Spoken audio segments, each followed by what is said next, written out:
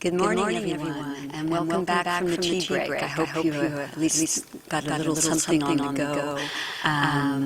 It's not really respectful of people's human rights to deprive you of caffeine, so hopefully that was taken care of. But we appreciate you coming in and participating with us in this very exciting panel. This topic today is a subject near and dear to my heart because I am so profoundly convinced of the importance of gender equality, not only as a human right in and of itself, but as really the key to unlocking achievement of all the sustainable development goals, in particular poverty. And yes, thank you, David. It's both a right in itself and a fundamental enabling right for achieving sustainable development and full respect for human rights. So, with that in mind, we have a very distinguished panel with very deep knowledge and some exciting news. So, you've come to the right place. The panelists today are Dr. Deva, that you've probably seen from other sessions, the chair of the UN Working Group on Business and Human Rights. And then we have also Ms. Joyce Chow, Director of Asia Pacific Office of M40, which is an industry initiative, a rather prominent and important one that you might have run into on different occasions. And there's also Ms. Lan An, the Deputy Secretary General of the Vietnam Chamber of Commerce and Industry. So we're going to be having an overview, but also digging deeper from the buyer side and the supplier side and seeing how they can join forces and collaborate to get to scale. So with no further ado, I will turn it over to our first panelist, Dr. Deva. And the questions we have put to him are, why is it essential for businesses to employ a gender lens in promoting and respecting human rights? And what are the key findings from the UN Working Group report on this topic that's just come out recently? Thank you.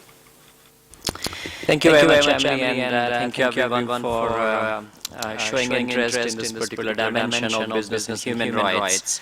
So let me start with the first question, that why is it critical for businesses to adopt a gender perspective in doing whatever they're doing in terms of implementing UN guiding principles, ILO declaration, or OECD guidelines. And I will offer two primary reasons for that. My first reason is that all the rights holders are not the same. And if they are not the same, then they are likely to experience the impact of business activities differently, both in a positive way as well as in a negative way.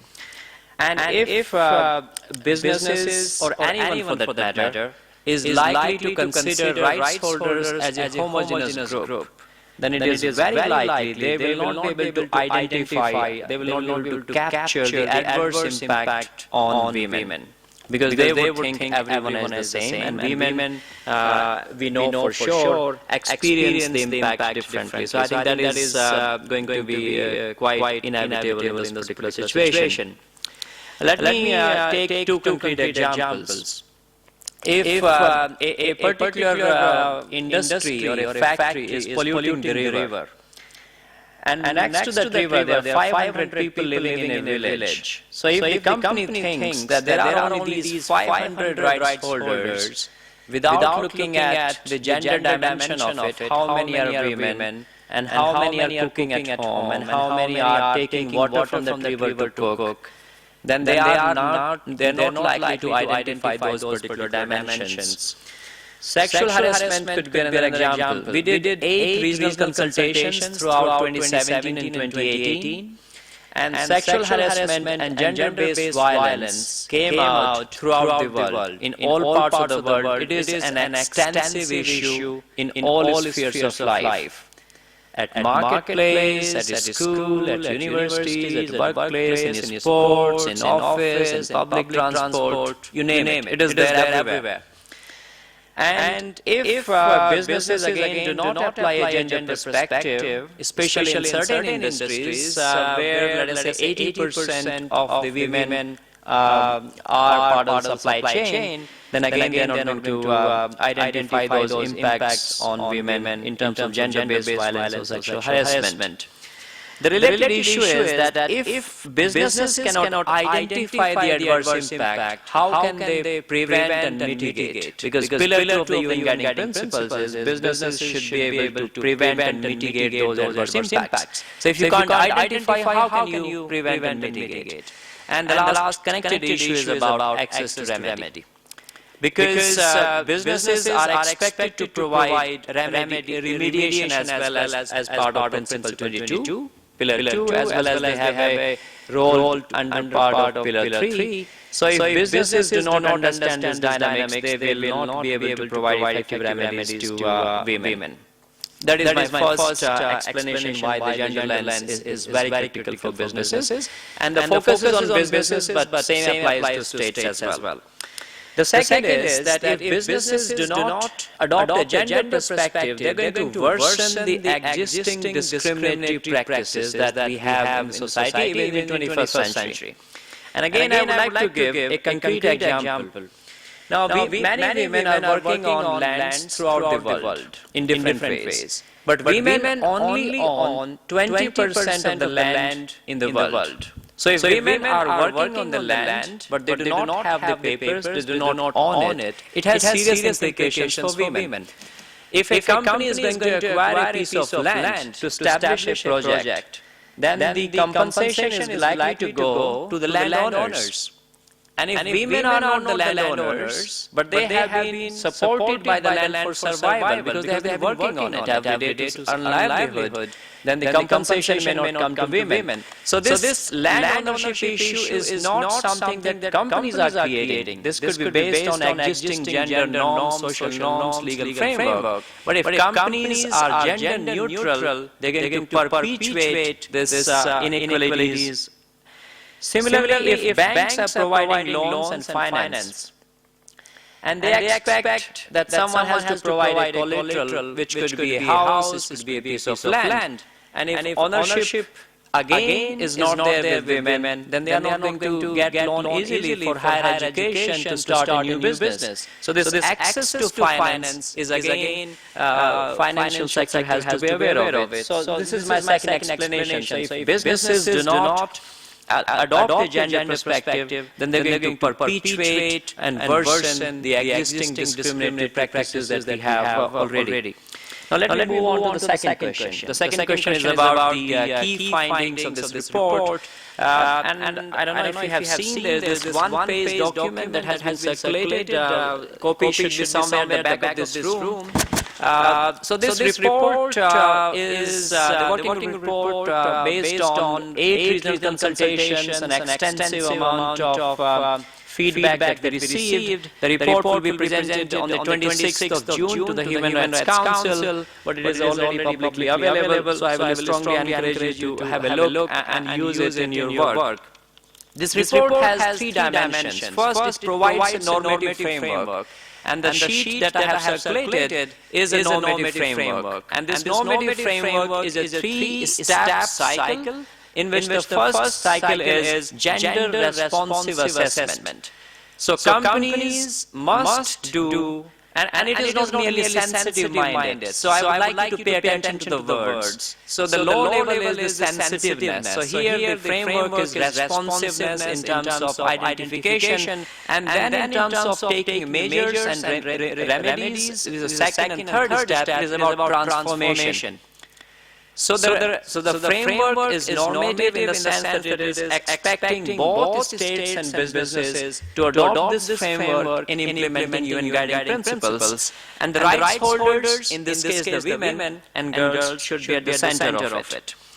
Now, then I think the report also provides the guidance in terms of the 31 principles in UNCC. So the report has an appendix, and it has concrete guidance in terms of illustrative actions as well for businesses and governments. What they can do to implement Principle 1 to 31, and how do they integrate gender in implementing those. So I think that is something to look at. The third thing is about good practices. The working group is developing a separate document of good practices coming from states and businesses. And those good practices, that how it can be done, how is it being done already by some states and businesses, will be posted on our website. Now let me quickly go through a couple of findings and then I will stop. The first finding is there are multiple forms of discrimination, exclusion, and violence that women are facing all over the world in all spheres of life. Intersectionality, which is basically, I'm sure many of you are aware, is a multi-layered discrimination that women face or anyone may face, is very, very critical issue, and it's not merely understanding that not all rights holders are the same, but also understanding the second step that all women are not the same.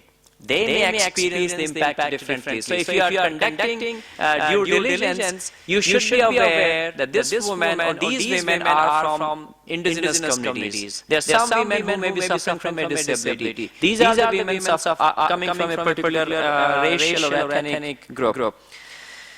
And because of these structural issues that we already have, women are not part of the decision-making processes, both in the private sector and the public sector. I will not go into the data, which is already in the report, is well known, and they face additional barriers in accessing remedies. The next finding is that the existing state and business practices are predominantly gender neutral. Modern slavery legislation, I gave the example the other day, is gender neutral. You can Australia have these two legislations. More than 70% of the modern slavery victims are suspected to be women, but the laws are totally gender neutral. If you look at the reporting, if you look at the standards and codes of conduct, they may sprinkle the word women and gender here and there. They may add one question, so it's not about, so the report is making a recommendation that do not just stop at the gender tokenism. It's not a nice thing to do. You need to achieve and contribute toward achieving substantive gender equality, and you have to work with the governments to achieve that. And perhaps my last point, and I will stop with that, is that there is this lot of focus on the business case. There's a business case for everything, right? So business case for respecting human rights, there's a business case for climate mitigation, there's a business case for diversity and inclusion, and I agree, there may be a business case for some companies in certain situations. And I want to put this very clearly in the report that gender equality is an issue which is a normative as a matter of principle. Business case may be there, may not be there. But businesses should respect the rights of women as a matter of principle. It is non-negotiable. They have to understand this. And if there is a business case, there are better reasons for it. But merely because there is a business case, that should not be the primary or the only consideration to drive this agenda forward. Thank you very much. Thank you, Dr. Deva, for those very excellent points that you've made and very interesting findings of the report. Let's move now to Ms. Joyce Chow, who's going to make her announcement. I'm very excited, and to talk a little bit about the experience from the buyer's side. Ms. Chow? Thank you very much. Emily, good morning, everyone, and it's my pleasure to be here representing Amphori. Amphori used to be called Foreign Trade Association for many years, over 40 years. And then we came to a point of midlife crisis. So we need to change our name to a new name, Amphori. It's an ancient Greek word representing, actually is a symbol of in ancient times, Silk Road is a container for transporting goods. So we want to use this icon to revamp the spirit of open and sustainable trade. So our members join us because they try to do trade with purpose, meaning they believe doing trade can bring social, economic, and financial and environmental benefits to all. Lately, when we talk about gender lens, to us it's not a new subject. However, we do make a very big new commitment. I'm very pleased to announce here, if you are not aware yet, on 14th May, our President, Mr. Christian Abbott, has signed, on behalf of our organization and our members, the UN Declaration on Gender Responsive Standards Development, along with 55 organizations. So this is a big commitment. We now trying to work out a gender action plan. So it's a huge thing for us, but it's not new. Back to year 2010, year 2003, when our members who are buyers, retailers, and importers, exporters around the world, based in over 40 countries. They were forced or say pressured by many NGOs and media to look into corporate social responsibility along the supply chain. Our members source goods from all over the world across 100 countries, meaning we have to deal with social responsibility issues, including gender issues along the supply chain, not only themselves. So when I was asked to join this panel, I have three questions to deal with. So the first question is what motivates our members to do it? What motivates our authority to look into that? Simple. Is the only way to go sustainable when we manage supply chain across different countries. Without looking into gender issues, without gender inclusion, gender diversity, actually our business cannot go sustainably. So we have developed a common code of conduct with reference to UN guiding principles on business and human rights back to the year 2003. Now this code of conduct covers over 21 sectors, all in FMCGs, fast-moving consumer goods, textile and garment is the biggest, and so we have around 800 members from Germany. The rest from Netherlands and other countries. So Amazon just joined up on April 1st. All the companies join us because they want to work together, jointly address issues in the supply chain, including, say, when we have women workers being exploited in the supply chain, especially those related to migrant workers. So we work together with many organizations like IOM, ISO, and Australia just killing it. So ILO is our long partner also. Thank you, Freddie, to get me here. So what does it mean to us, Genderlands? Our members themselves, some very interesting statistics have shown the retailers globally, for those who have gender diversity, not just women or men, gender diversity is beyond the traditional way of talking about gender equality. So they have actually better business, meaning higher revenues, higher customer satisfaction. Because they have the advantage to fulfill the needs of different customers. So there is a business incentives behind also. The other thing is for supply chain, we have to deal with globally. Now the direct suppliers is 60,000 in our database. They come from 21 sectors. And Vietnam actually is our top 5, one of the top sourcing countries. China comes first, Bangladesh, India second, and third. So meaning our members, retailers in Carrefour, like Lidl in Germany, Carrefour in France, they have to deal with not only the gender issues within the retail outlet, but also the factories in rural area. So the second question I need to answer is the challenges. The challenges is retailer cannot just monitor themselves.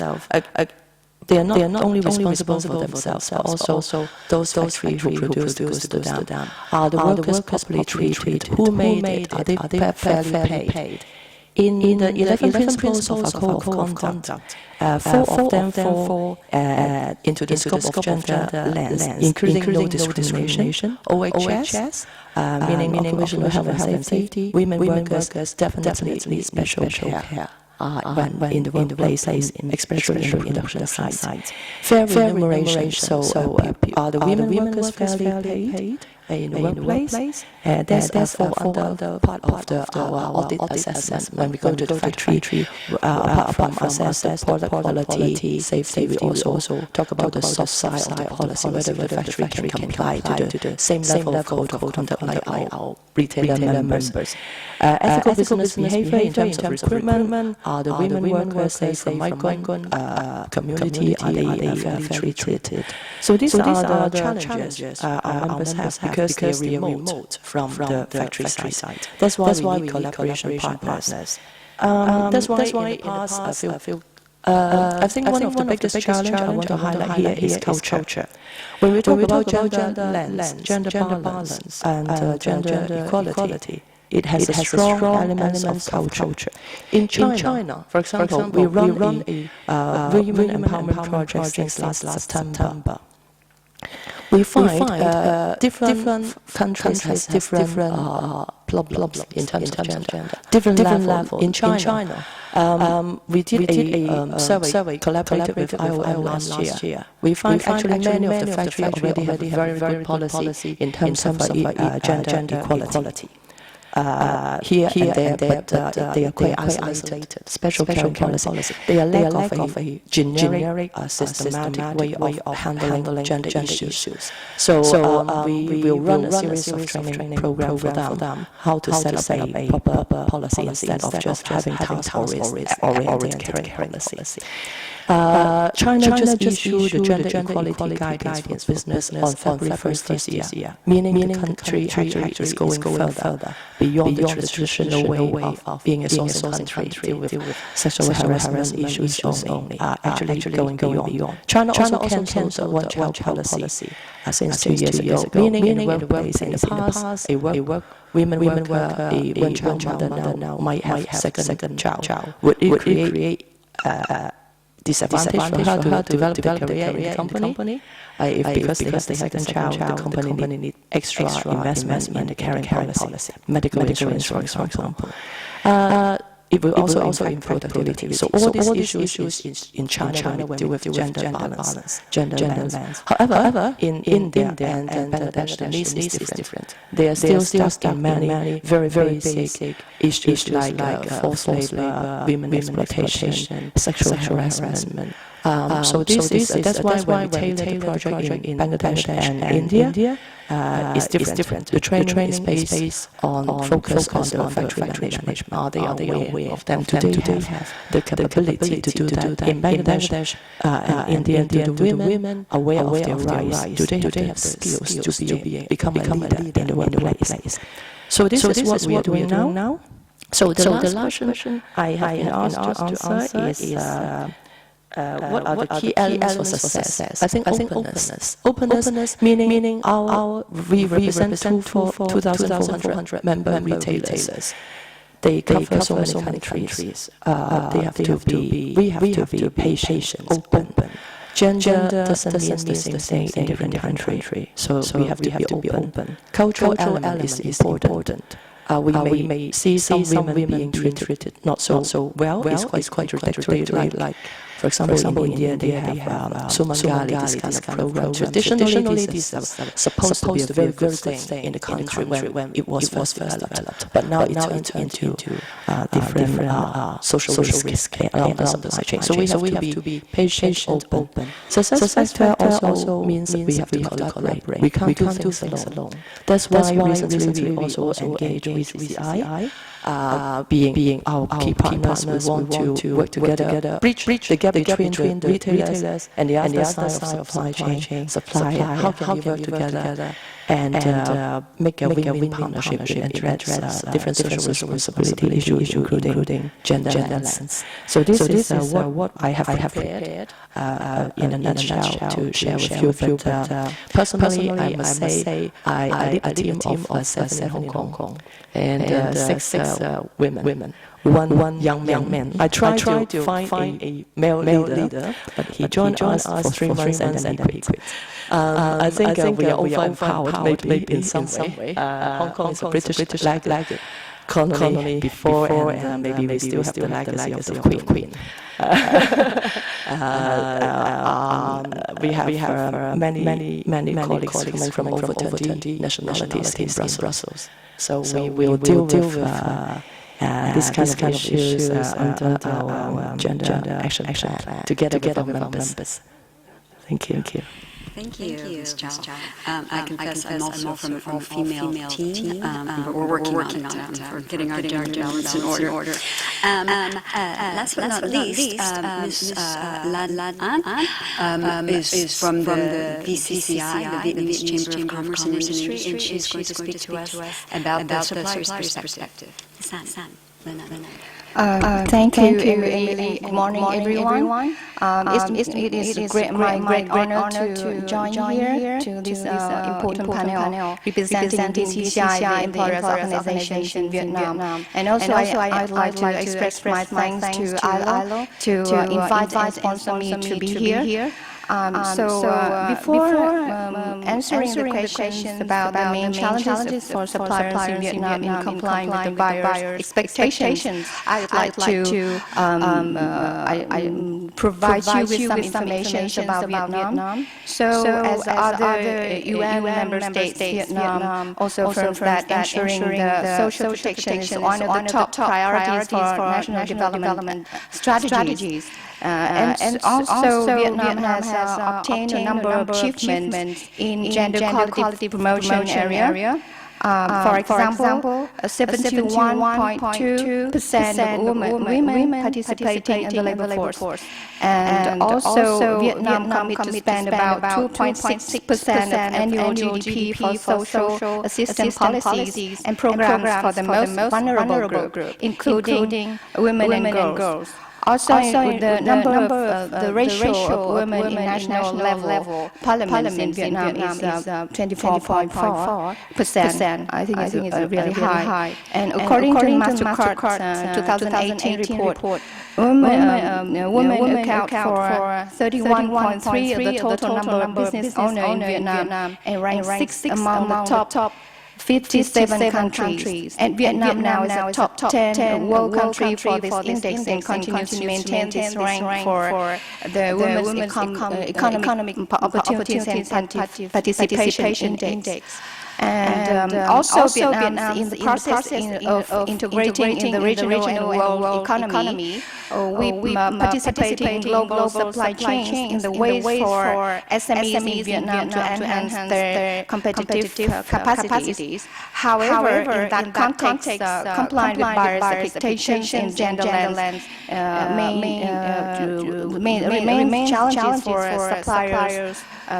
For example, so I can give some reasons. So in Vietnam, the awareness on gender equality for both managers and workers in the factories are really low. The gender equality integration in the workplace is bio-driven, without understanding from managers and workers' side on its benefits and importance. Therefore, many gender equality promotions at workplace activities are very formal and not sustainable. The second is that gender is cross-cutting issue. So in order to address this issue at the workplace, gender equality promotion should be embedded in all factories' activities. For example, from factories strategies to day-to-day factory manufacturing activities at all levels, top, middle, and workers themselves. And also the third challenge is that factory resource for gender equality is very limited. I mean here both the human resources and financial support. Even though the managers understand the importance and benefits of gender equality promotions, factories are still in difficulties in allocating resources and time to build and implement the factory strategies to promote gender equalities, and especially in the context of today's severe competitions in global supply chain. And that's the fourth one is there's a gap between national law and the culture, national cultures, and also the international practice. So with the support from the international labor organizations in Vietnam, the government of Vietnam, the trade unions, together with VCCI, we have the initiative of build and sign the COC, the Code of Conduct on the Sexual Harassment. It's one of the tools to promote the sexual harassment prevention policies within each companies. And also it's one of very good ways to promote the sexual harassment in the companies. And also we also organize the campaign on the good examples from good practices from champion companies who have very good practices in hands-on instructions on gender equality in the workplace, and also discriminations on the ground of genders at the workplace. So in order to answer the second questions, what are the benefits have a supplier seen in having a more rigorous system for incorporating gender considerations into their system for ensuring respect for workers' human rights? Here I'd like to use the facts and numbers of the Better Work programs. And also I need to mention that in Vietnam, government, trade union, and also the VCCI also participating in the Better Work program. We have run this program with 574 factories in garment and footwear sectors, and covering the 802,000 workers for the last 20 years. I think it's the biggest database that we have on the gender equality integrations at workplace. So we found that there's some the benefits that the companies can see, the factories can see for the workers. The first one is to close the pay gap between men and women. As you know, that the pay gap between men and women is about 16 and 17%. And with initiatives of gender equality integration at workplace, it can close the gap the pay gap. And the second one is to reduce and mitigate the sexual harassment practices in workplace. And also the interventions that I mentioned can improve the voice and representations of women at workplace. And by this tool, it can empower women in a step to improve working conditions and productivities. And also the quality job they can perceive can improve the lives of women and workers and also their families. And for the supplier side or for factories, we can find that there are good respecting workers' human rights practices may bring rewards to the suppliers in the supply chain. There is growing evidence that good practices can result in improved staff morale, leading to higher motivations and productivities and the ability to attract and retain the best workers. And also it can create more stable operating environments and promotes better community relations. It can enhance factories and sector reputations, better retain buyers, receiving more support from buyers, and giving improved access to the new markets. Conversely, suppliers implicated in human rights scandals often see their reputations and brands' images suffer, resulting in the loss and face the increased security and insurance costs. Factories that adopt explicit human rights policies along the mechanism for their implementations and reporting are better prepared for prevent human rights abuses and to deal effectively with any allegations of human rights wrongdoing may arise. And finally, providing specific human rights training to support operational managers and also can become more familiar with language and realities of human rights and the factory human rights policies commitments and the potential for human rights to impact on day-to-day business decision making is increasingly a feature of effective business operations. And such efforts also help to a business, to a factory or the suppliers to identify business opportunities to support human rights.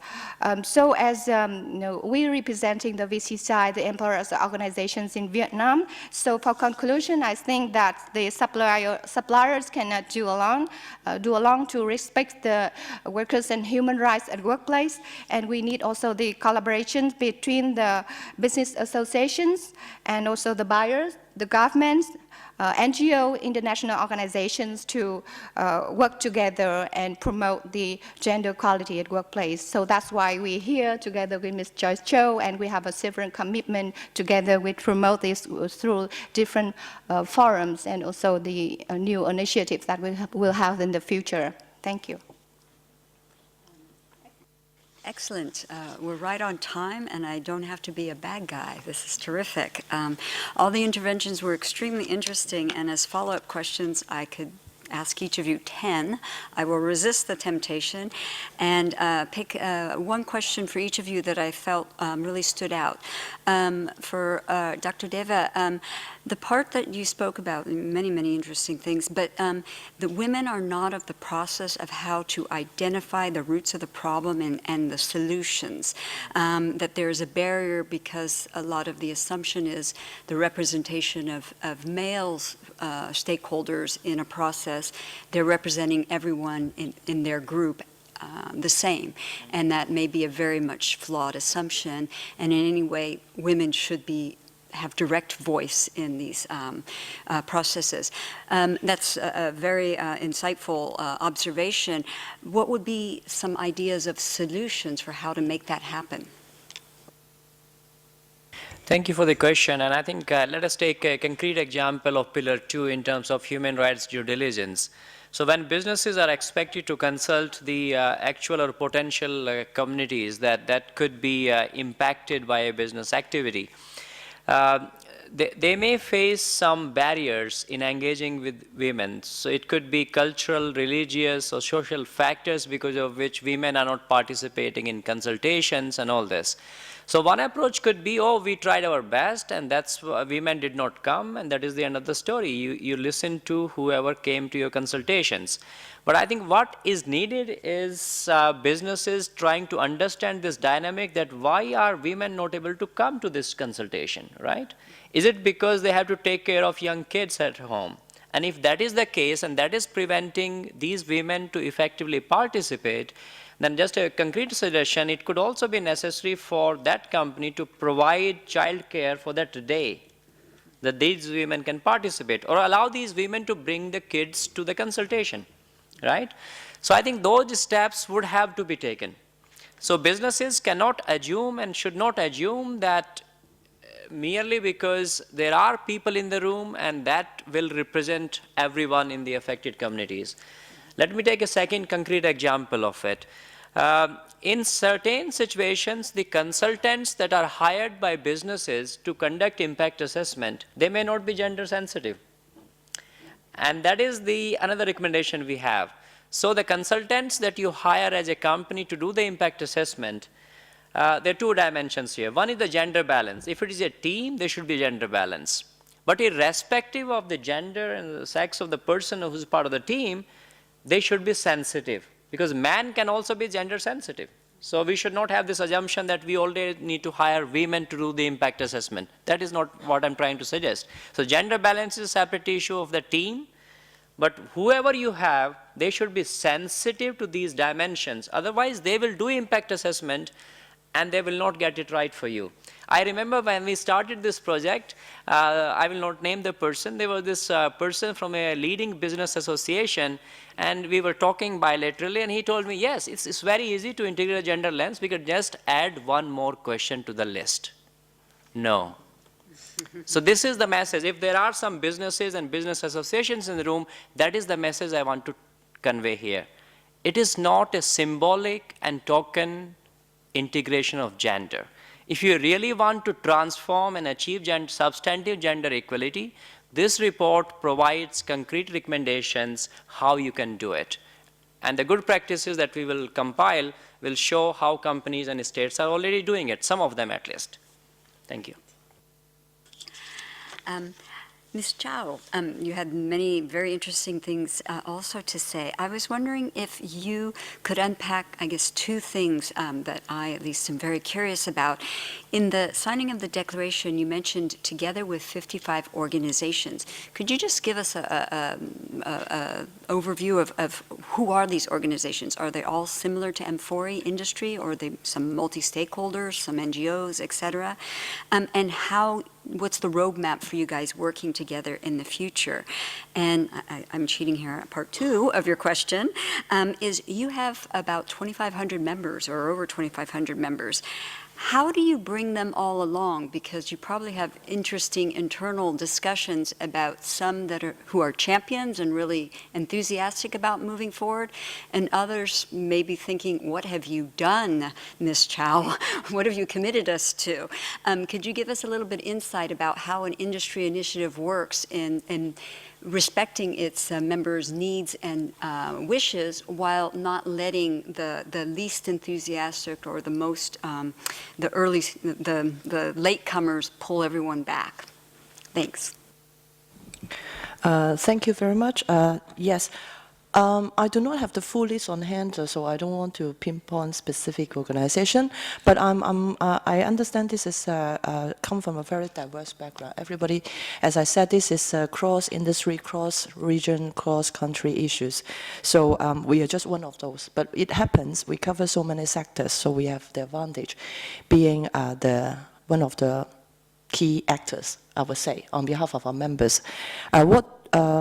I think what brought us together is things like SDGs. The UN SDGs is a catalyst that drives things faster. People get everybody on the same page.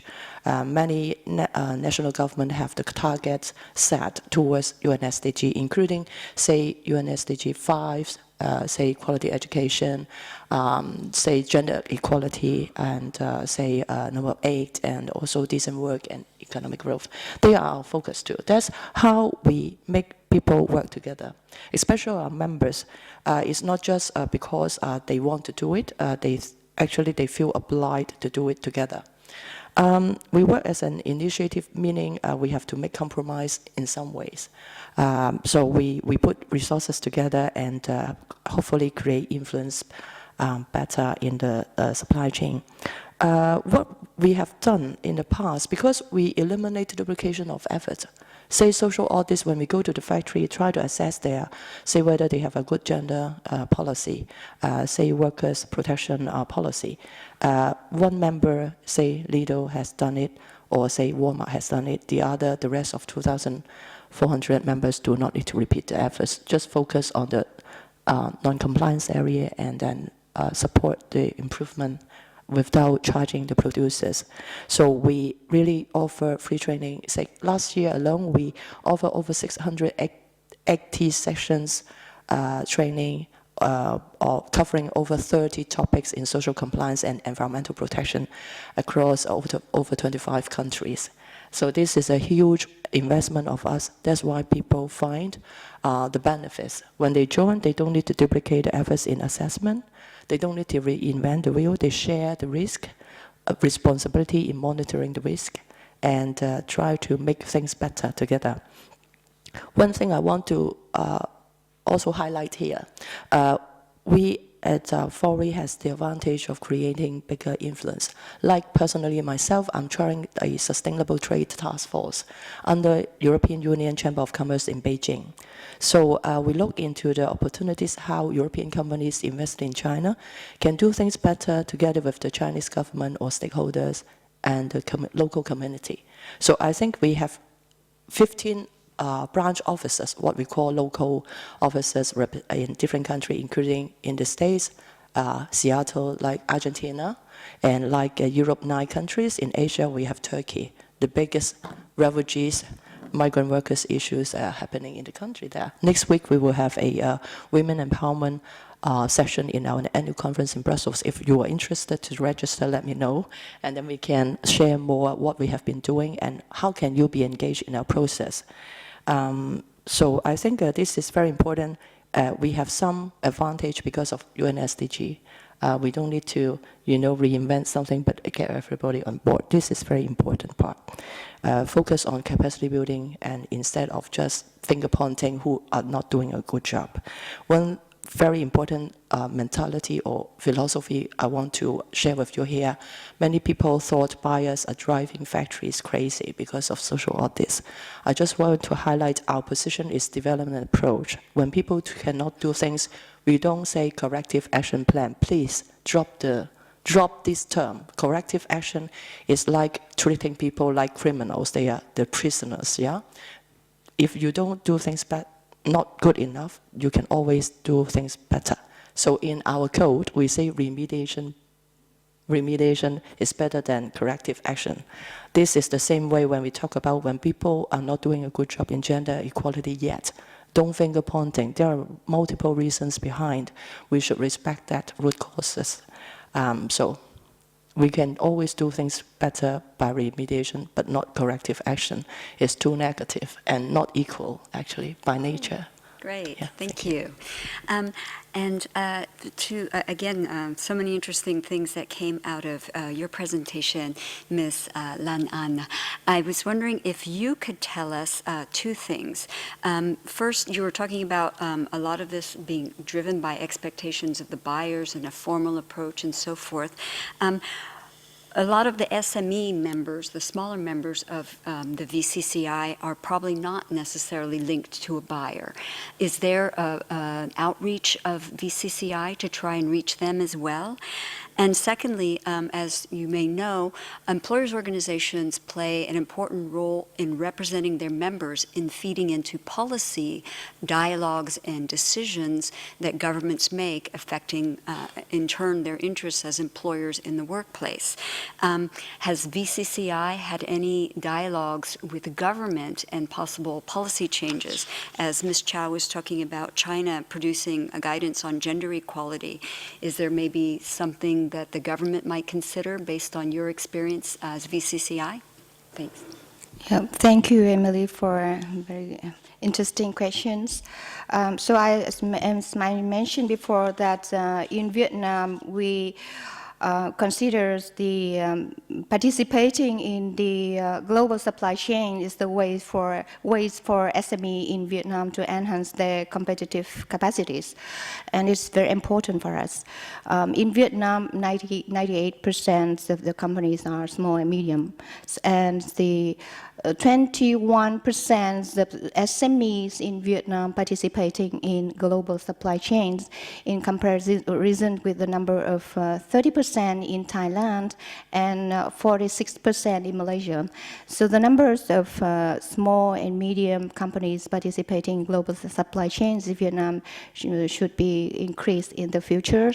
So you may know that for the VCCI, we don't cover all the SME as our members, but the mandate of VCCI is that supports the gender equality promotion agenda, not only for our members, but also for the whole business community. So that's why our promotions and our campaign promotion agenda on promotion on gender equality is aimed. The target group can be all the business communities. So we designed the different the programs for different target groups, including the SMEs. It's very important. The factors for Vietnam economic development in the future. So for the second question is that the dialogue, now is very important. Social dialogue at the national level, at the sectoral level, at the provincial level, and also at the companies level is always, VCs are always put in the very high priorities in our agenda. So at the national level, we also participating in the tripartite mechanism, ILO tripartite mechanism to have a social dialogue. But for CSR and also for the issues like gender equalities, we included them in the different kind of, we create the forum. It's a new initiatives and it's like a playground and a forum for both the suppliers in different sectors to participating in that and raise their voice on the difficulties of suppliers in complying with the national law and also with the international standards to make sure that Vietnam can be firm in the positions in global supply chains. So currently we're working with the ILO on create the different forum in different sectors like wood processing and also electronics and garments to make sure that they have a proper dialogue between the government, trade union, and also for the employers. And has gender come up at all in these discussions? Yes, gender is very important part, and that's why we mentioned that before I mentioned that gender equality is very also is cross cost-cutting issue for everything in the companies. So it's a bit difficult, challenging for companies to comply with. But through the campaigns, promotion campaign, and also with the forum that we creating, so we hope that this issue will be more understandable for the companies, and also can be easy to implement at workplace. Thank you. I'll open it now for questions. We'll do a first round. Dinah? I'll just pick we'll start with Dinah. Yeah. Right. My name is Dinah Veswil. I'm from the Asian Institute of Management, and I come from the Philippines, where we are proud that we are one of those countries that is indicated to have narrowed the gender gap. However, when I had done a study looking into gender pay gap, and this is a study that we did for both Philippines and Indonesia, we had over about 10,000 respondents for this study. We had found that in the Philippines, while gender parity has been achieved at the lower levels, for example, for education, job level, and work experience, the gender pay gap starts creeping in at the higher level.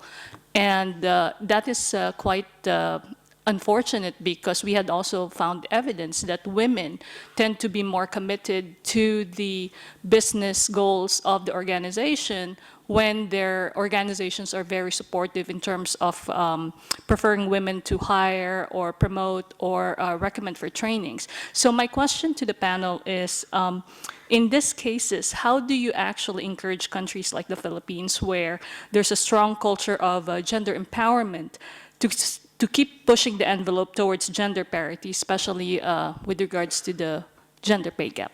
Thank you. So Jeremy Prepsis from BSR. We run a program called the HER Project, which focuses specifically on gender empowerment in global supply chains. It's about 12 years old. Originally came from an Packard Foundation grant that looked at what is the biggest impact a company can have on women in its supply chains. And in the garment sector, at least when we did the research, much of the population was female, under the age of 23, first time in an employment situation before having a child. And empowering these women with opportunities to control their reproductive future is obviously hugely empowering. And that was the start of our HER Health program. We have a HER Finance program focusing on financial literacy. And we're very proud of a program funded by DFID called HER Respect that focuses on the prevention of violence against women and girls, particularly in Bangladesh and India, at the factory level. And one of the things that we're finding from this program over the last 10 years, with about 60 global companies participating, be it Samsung or Hewlett-Packard, is that how do we build these programs together? And this is why this panel is really interesting. Sometimes we get a scattering of happy make work. Oh, this is a nice thing, and it lasts wonderful impact for a year, maybe two, and then it's, we've done our thing, women are empowered, let's off we go, right? And the truth is, there's turnover in supply chains, there's turnover in factories, there's always new employees, there's always new managers. How do we institutionalize this? And this is where the UN, the ILO, VCCI, BGMEA, all the other acronyms are really important to this discussion.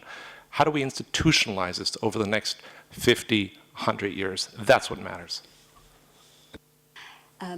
The woman in red, to quote a previous moderator. Yeah, thank you very much. Linda Cummings, Samsung Electronics. I want to share a bit about Vietnam, and I think there was already a lot of shared by Lan An, where we conducted last year a human rights impact assessment. We're not through yet, we're still working on it. But one of the observations indeed is that there is a lot of work still to be done on gender. We do employ 75% women in our production sites in Vietnam, which is a great number. And those 75% of women might not have had a job, you know, if they would not have been working for something, which is a good achievement. However, that's still not reflected within, say, the managerial level. So there's still work to be done, and we are not alone there. But I just want to make 2 points here. I think we also should acknowledge that it's you know, using the word again, journey. Also look into the positive impacts that we already have women in the workplace, but we need to do more, and I would be the last person to say that we shouldn't do more.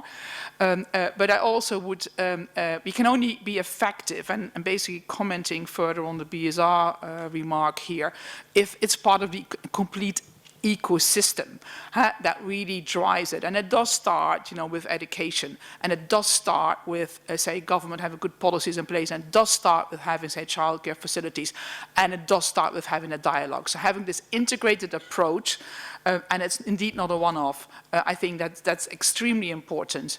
Business has to play a role, business associations do play a role there. So having this institutionalized approach, not for the short term, but for the long term, is really important. So, any more effective measures, I would welcome. Thank you. And one last question. Yes, this gentleman here. Yes, thank you. I'm Mustafa, working for Raoul Lamberg Institute, based in Cambodia. I think I have one comment, which is regarding the engagement of male into this kind of gender equality promotion, because to me, it is this kind of gender equality. It's very much related to the cultural perspective, which in some country, male are the one who dominates or control over females. So engaging them as like an agent of change, maybe through their daily practice in family life, or even in the company, on how they can really do some of like household chore, or they can take care of their family's tasks. So it will contribute a lot to really promote women really participate in more productivity work at the company. So to really engage, not to exclude men from this gender equality work. Thank you. Okay, those are all excellent questions. I really can't decide who gets what question. What I'll do is I'll go, just to recap the questions, how do you encourage countries to keep forward momentum going so that they don't kind of stall out? How do you have lasting impact and, in particular, institutionalized change? How do you bed gender equality objectives and activities to achieve that in an ecosystem so that you're coming at gender equality from all sorts of different reinforcing channels? And how do you involve men in bringing about gender equality? I'll start in reverse order for the panel, and I'll just invite you to answer any or all of the questions that you feel you could add something to, bearing in mind that we're standing in between these guys and their lunch. Okay, thanks. Lan Han. Yes. So thank you for the questions. So I'd like to add some my answers on the pay gap, gender pay gap that you mentioned here. For me, is that pay gap, close the pay gap, gender pay gap is very important. That also is can be in the very high priorities in gender equalities promotions in Vietnam. So there are some solutions that we can deal with this issue. Is that advocate for in the law. So now Vietnam is a process of revising the labor code, and we recently signed and commit with the CPTPP. That's why we need to revise our labor code to meet with all requirements of the 1998 declarations, with also the issues on discriminations on the ground of genders, and also very important with the issues of the pay gap. And in national laws, it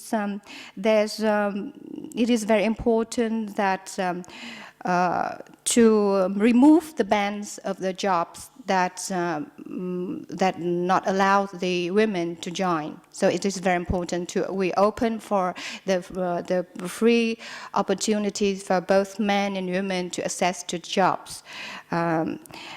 Just the employer should provide them with proper PPP to make sure that they can do the work properly and not harm their health.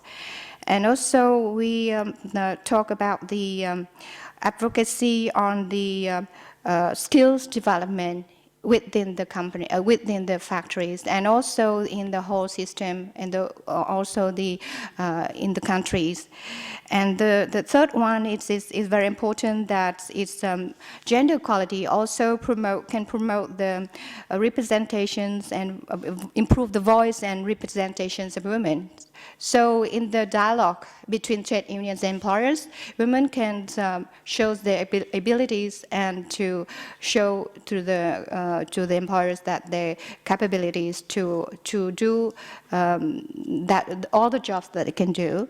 And so the one thing that I have to mention here is that there is also in the companies there's performance evaluations from the employers, the managers, that sometimes there's a gap between the women and men, because you know that for women they have maternity leave, and also they have a 1 hour's shorter working time when they went for the breastfeeding the child under the 12 hours. So it is also the gap between the performance evaluations. So I think that is internal. It should have a kind of instructions for a guidance instruction for companies, for the factories to close the difference in these companies. Yeah.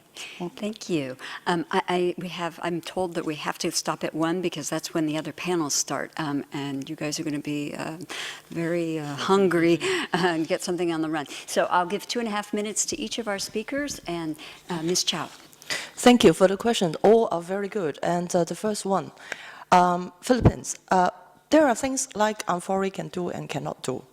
Because we have resources, we have priority addressing the needs of our members. Philippines is not our top sourcing country. However, it doesn't mean it's not important. So first of all, how do we engage countries like this? We work with other platforms. Like recently we got connected because of my new scope. In the past, I just covered 8 years in Greater China on behalf of Amphori, but now I cover the whole Asia Pacific. The advantage is we will reach out platform like ASEAN, the Committee of Human Rights, and we met the chairperson, and like Malaysia is also not our top sourcing country, less than 100 factories. But we will engage them, join their network, and create the influence together. But I do have a comment about this pay scale difference. Several years ago, my friend who is a COO in China, and he is the CEO of the biggest private-owned human resources consulting company. His salary is 10% less than mine when I was just a corporate communications director in an IT company in China, global. He complained because he has a family of 3 to feed. I was on my own. So does it, because he said, actually when the payment scale is a very complex issue. So when I would suggest, don't just look into the sheer, say, amount of the payment difference. I think we should focus on the fairness. Is better. So this is the first one, my response. And the second thing is that how do we institutionalize? First of all, Germany, right? Jeremy. And I'm not sure whether this is the best way to move forward. It certainly has a strong weight if we institutionalize things, but not until we have I like the lady's idea about ecosystem. Things should be, organic growth instead of government definitely have a role to play. So Amphori's experience in the past or currently, we work with Ministry of Commerce in Thailand. They grant us the funding. We trained up 70 factories in 12 months 2 years ago in the fisheries industry and non-food industry when Thailand received the yellow card from EU and forced labor. So we also work with now under the UNCCAP funding to address the social compliance issue in Myanmar. including gender issues, so CSR issues in Myanmar, the textile and garment industry. So another 3 years program. And then by doing so, we can work together. It's a PPP, like the idea of ILO. So in the past in China, we also had the ILO score program. Once it's done, now it's all going to grow. People will know this program, the benefits, and then they will go. And the third, last one. Could I Sorry. pass the mic to Dr. Deva, because we have Yeah, 1.5 okay, sorry. minutes. Yeah, okay, Yeah, thank you. and you'll answer, I guess, the last. Okay, sorry.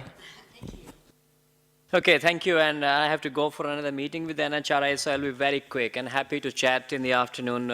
These are excellent questions. About gender pay gap, I think the transparency could be quite a crucial factor because often people do not know they're being paid less, women in this case, for instance. Then the governments could create incentives. If a company can demonstrate that there is no gender pay gap or little or as less as possible gender pay gap, it can show this, then that company perhaps should get incentives in terms of tax breaks, public procurement, additional points. So I think the governments have a responsibility to reward good behavior. That also connects with institutionalization. So I think the key would be to take these recommendations into the practice, into the DNA of what businesses are doing, whatever they're doing. So in the manuals of human rights due diligence and everything that, because now the key player is not merely companies. The key players are consultants advising companies. And that is why it has to go through those consultants as well. Whatever these consultants are telling companies to do, it has to be part of their blood vein. And it becomes part of the practice, then I think it gets institutionalized in that way. And my last point is about the male. I think absolutely agree. There are two dimensions here. One is that even men could get impacted differently. This report does not focus on that dimension, but we should not ignore it. Gender doesn't equal to women only. The second dimension is that even if we have these issues about discrimination against women, in many cases, it is about the mindset of men. And that is why we need to reach out to men. I give a concrete example, I finish, trade union leaders. Most of the trade union leaders are males. So we need to engage with them and also make trade unions more gender friendly, gender inclusive. Thank you. That's a terrific panel. I thank you so much. And I really want to thank you again for sharing your knowledge, your expertise, but also the collaborative spirit represented here in your actual day-to-day practices, but the complementarity of your observations. So with no further ado, we invite you to go to lunch and have a good fortifying lunch in the 30 seconds before the next panel. And we'll see you in the next session. Thank you. And regarding that, so since we're running a bit late, the side events will actually start already at 1 o'clock. But please don't forget that there are also lunches available outside the side event rooms. So for those who are intending to go to a side event, don't go down to the ground floor. Go to the side event, grab something, but don't eat it inside the room, because then that's not allowed. So eat it after the side event.